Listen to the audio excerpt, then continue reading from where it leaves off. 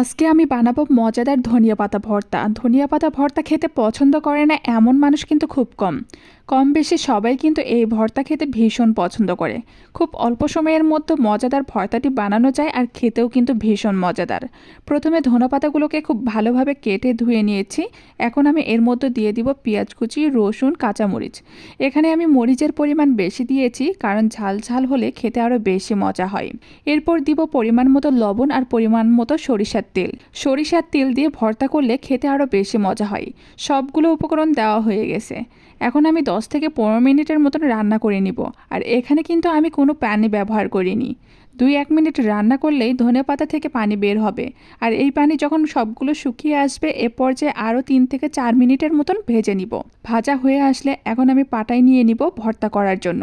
পাটায় নিয়ে খুব ভালোভাবে বেটে নিব।